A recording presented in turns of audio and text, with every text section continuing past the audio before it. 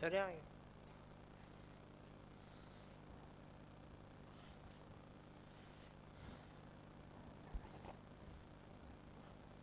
एक last question और करते हैं इसका।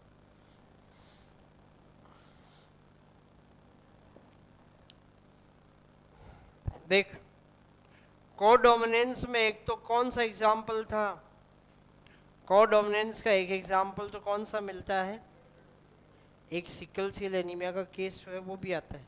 देखो क्या,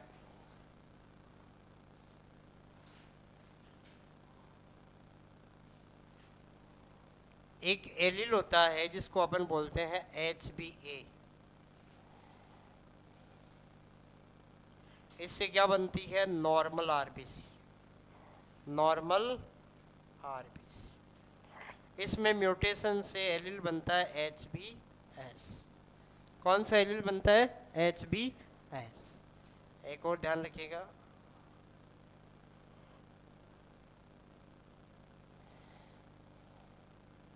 sickle cell anaemia case of codominance. ठीक है, एक कंडीशन है, एक एलील है कौन सा, HbS। इससे क्या होता है, सिकल लाइक आरबीसी। कौन सी आरबीसी, सिकल लाइक आरबीसी। ठीक है, अब यहाँ पर देखिए कि ये दो टाइप के एलील है, एक तो नॉर्मल एलील HbA वाला और दूसरा कौन सा है, HbS। ये एलील अगर आ जाता है तो क्या होता है, सिकल लाइक आरबीसी बनती है। अब जैसे मान लीजिए इंडिविजुअल्स की बात करें, इंडिविजुअल्स में एक कंडीशन है HbA।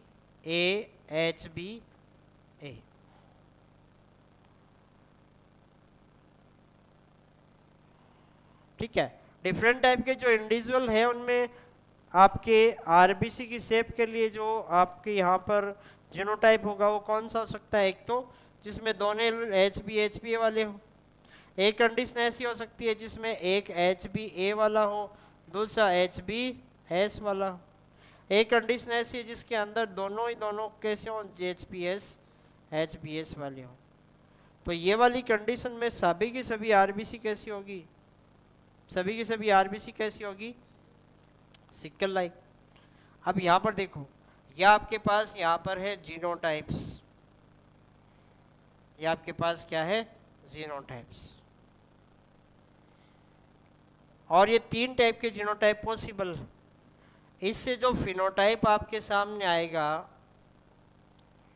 वो फिनोटाइप क्या आएगा, यहाँ पर ऑल आरबीसी आर नॉर्मल, यानी केवल नॉर्मल आरबीसी होगी, नॉर्मल आरबीसी होगी। यहाँ पर देखो HbA एलील है, इसकी वजह से नॉर्मल आरबीसी होती है, तो नॉर्मल आरबीसी भी रहेगी। और ये पूरी तरीके से डोमिनेंट नहीं है इसके ऊपर, ना इनकम्प्लीट डोमिनेंट है, को डोमिनेंट है, दोनों बराबर डोमिनेंट रहेंगे। तो नॉर्मल आरबीसी भी रहेगी और साथ में इस एलील की वजह से सिकल लाइक आरबीसी यानी अबनॉर्मल आरबीसी भी रहेगी। और इस केस के अंदर सारी की सारी आरबीसी जो है वो कैसी होगी, सिकल लाइक। समझ में आई कि नहीं यही बात। तो तीन फिनोटाइप एक नहीं हुए, एक तो वो फिनोटाइप जिसमें नॉर्मल आरबीसी और सारी की सारी ऑल आरबीसीज आर नॉर्मल, जिसमें सारी की सारी आरबीसी कैसी हो, नॉर्मल। एक कंडीशन ऐसी है जिसमें नॉर्मल आरबीसी भी होती है और साथ में सिकल लाइक आरबीसी भी आती है। तो एक अलग फिनोटाइप हो गया ना ये, और एक ये जिसमें सारी की सारी सिकल लाइक आरबीसी है। इस केस में क्या माना जाता है, disease, a case of sickle cell anaemia disease.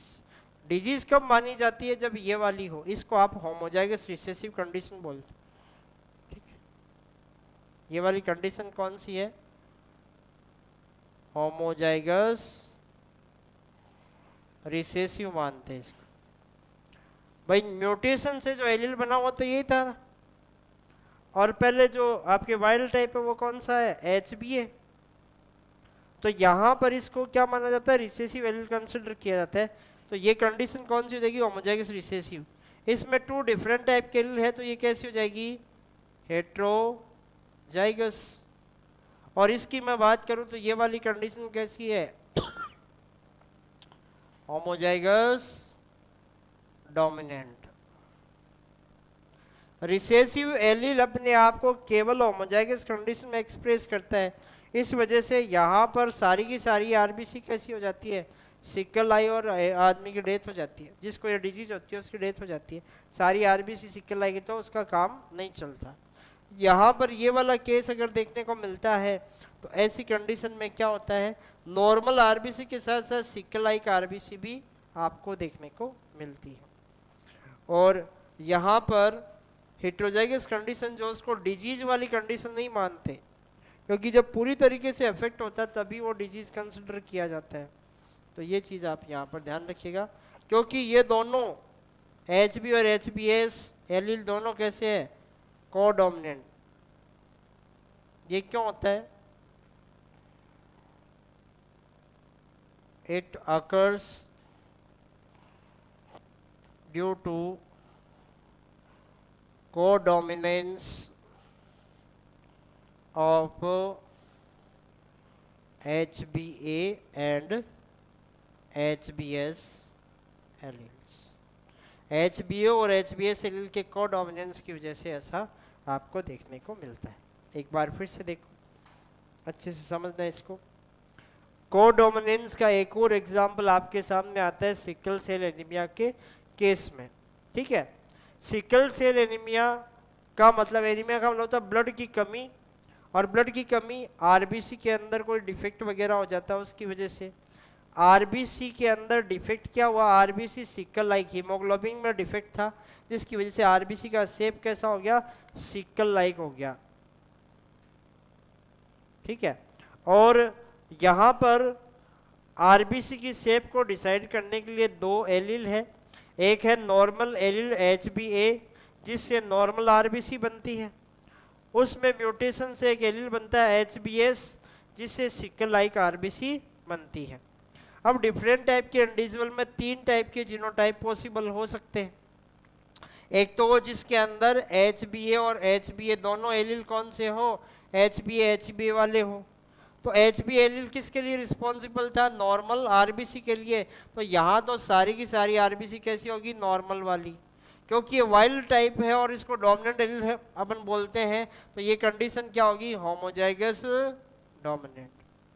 दूसरा केस आप देख पा रहे हैं कि एक एलील HBA वाला हो और दूसरा HBS वाला हो, तो 2 डिफरेंट एलील साथ में हैं, और इस कंडीशन को आप क्या बोल देंगे? हेट्रोजाइगस। अब यहाँ पर ये जो केस है ना, ये आपको कोडोमिनेंस का केस देखने को मिलता है। ये कौन सा केस है? कोडोमिनेंस का केस है। यहाँ पर एलील HBA और HBS इक्वली डोमिनेंट है। इस वजह से, इसकी वजह से तो नॉर्मल आरबीसी और इसकी वजह से सिकल लाइक आरबीसी बनेगी, यानी नॉर्मल के साथ साथ सिकल लाइक आरबीसी भी मिलेगी। तो एक नया फिनोटाइप आया कि नहीं आया? और ये क्यों हुआ? क्योंकि ये दोनों कोडोमिनेंट थे, HBA और HBS। तीसरा केस जिसमें दोनों ही HBS HBS वाले एलील हो, दोनों HBS HBS वाले एलील दोनों रिसेसिव एलील हो, तो कंडीशन कैसी हो जाएगी? Homozygous recessive. और ये कंडीशन होती है तो इसमें क्या होती है? डिजीज हो जाती है। सारी की सारी आरबीसी कैसी होती है? सिकल। कितने टाइप के फिनोटाइप आए? 3 टाइप के फिनोटाइप पॉसिबल यहाँ पर हो सकते। समझ में आया? कर लो नोट।